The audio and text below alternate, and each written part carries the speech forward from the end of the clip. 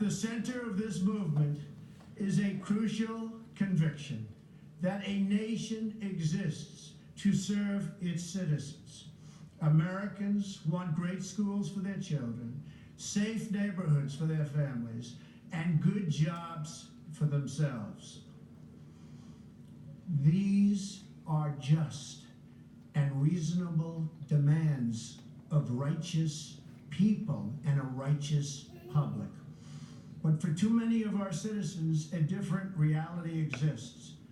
Mothers and children trapped in poverty in our inner cities, rusted out factories scattered like tombstones across the landscape of our nation, an education system flush with cash, but which leaves our young and beautiful students deprived of all knowledge.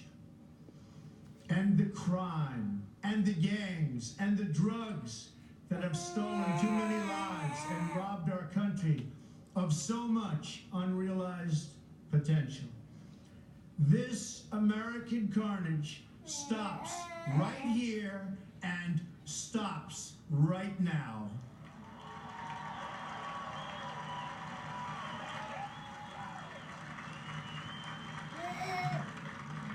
We are one nation, and their pain is our pain.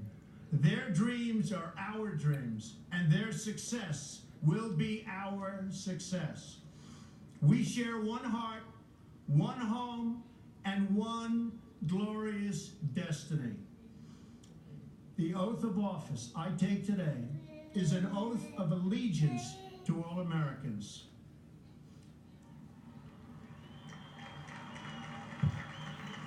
For many decades, we've enriched foreign industry at the expense of American industry, subsidized the armies of other countries while allowing for the very sad depletion of our military. We've defended other nations' borders while refusing to defend our own.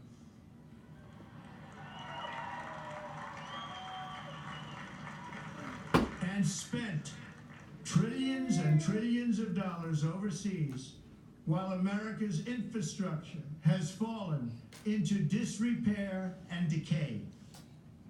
We've made other countries rich while the wealth, strength, and confidence of our country has dissipated over the horizon. One by one, the factories shuttered and left our shores, with not even a thought about the millions and millions of American workers that were left behind. The wealth of our middle class has been ripped from their homes and then redistributed all across the world. But that is the past, and now we are looking only to the future.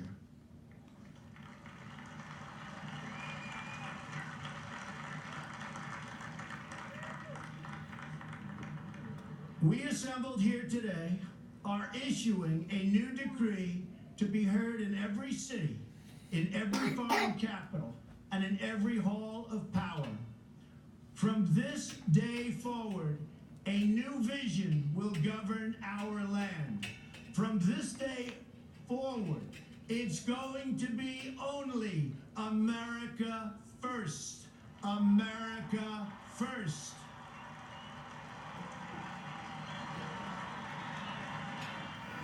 Every decision on trade, on taxes, on immigration, on foreign affairs will be made to benefit American workers and American families. We must protect our borders from the ravages of other countries making our products, stealing our companies, and destroying our jobs.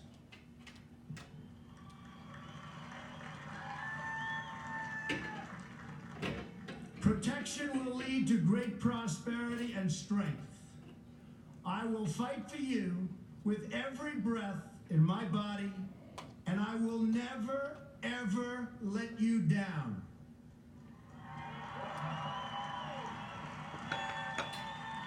America will start winning again, winning like never before. We will bring back our jobs.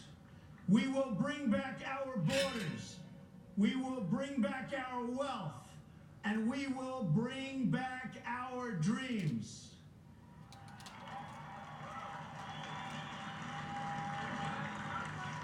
We will build new roads and highways and bridges and airports and tunnels and railways all across our wonderful nation.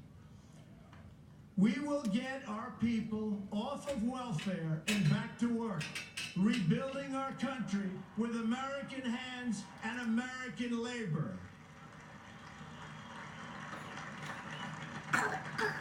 We will follow two simple rules: buy American and hire American.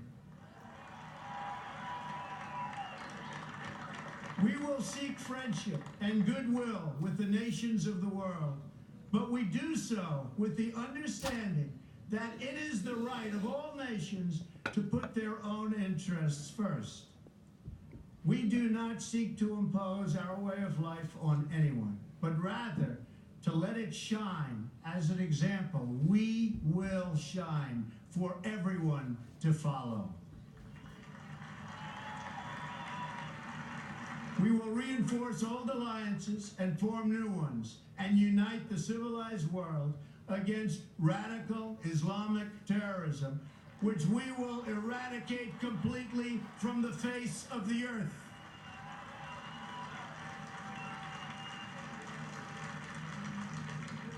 At the bedrock of our politics will be a total allegiance to the United States of America. And through our loyalty to our country, we will rediscover our loyalty to each other. When you open your heart to patriotism, there is no room for prejudice.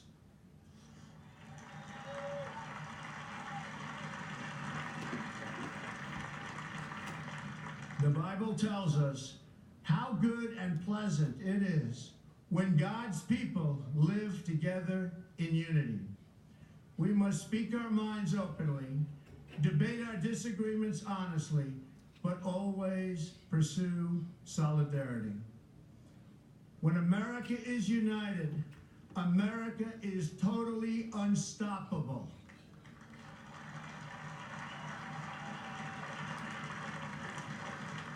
There should be no fear. We are protected, and we will always be protected. We will be protected by the great men and women of our military and law enforcement. And most importantly, we will be protected by God.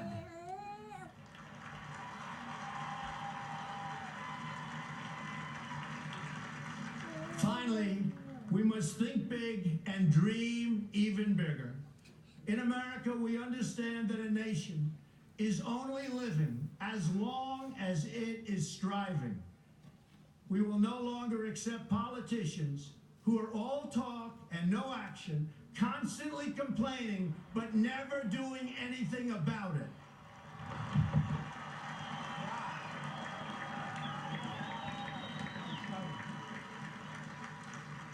The time for empty talk is over. Now arrives the hour of action.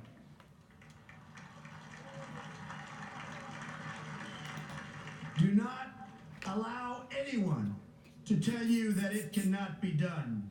No challenge can match the heart and fight and spirit of America. We will not fail. Our country will thrive and prosper again. We stand at the birth of a new millennium, ready to unlock the mysteries of space, to free the earth from the miseries of disease, and to harness the energies, industries, and technologies of tomorrow. A new national pride will stir our souls, lift our sights, and heal our divisions.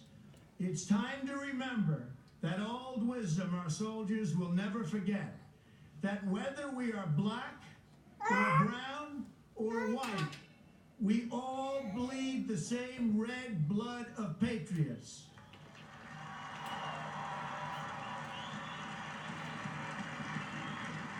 We all enjoy the same glorious freedoms, and we all salute the same great American flag.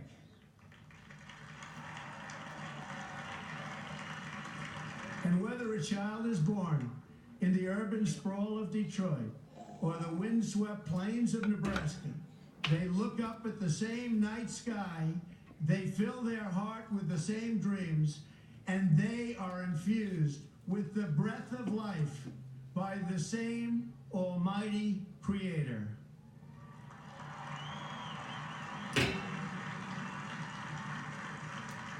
So to all Americans in every city, near and far, small and large, from mountain to mountain, from ocean to ocean, hear these words: you will never be ignored again.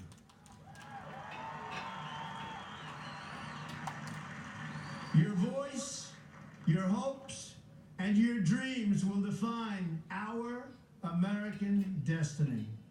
And your courage and goodness and love will forever guide us along the way. Together, we will make America strong again. We will make America wealthy again. We will make America proud again. We will make America safe again. And yes, together, we will make America great again. Thank you, God bless you, and God bless America. Thank you. God bless America.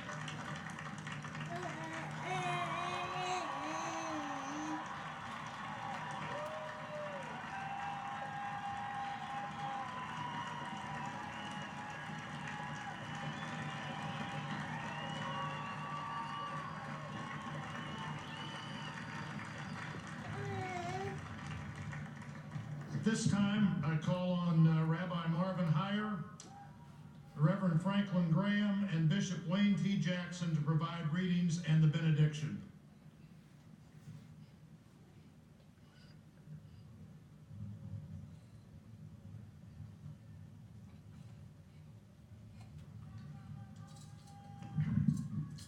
Eternal God, bless President Donald J. Trump and America, our great nation.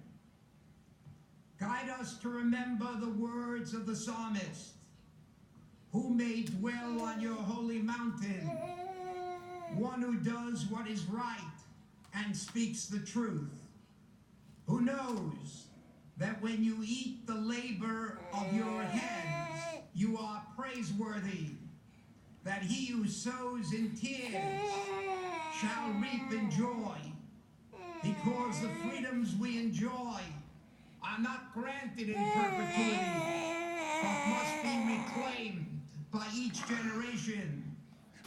As our ancestors have planted for us, so we must plant for others. While it is not for us to complete the task, neither are we free to desist from them. Dispense justice for the needy and the orphan, I'm dealing with a sick for baby. they have no one but their fellow citizens. And because a nation's wealth is measured by her values and not by her vaults, bless all of our allies around the world who share our beliefs. By the rivers of Babylon, we wept as we remembered Zion. If I forget thee, O Jerusalem, may my right hand forget its skill.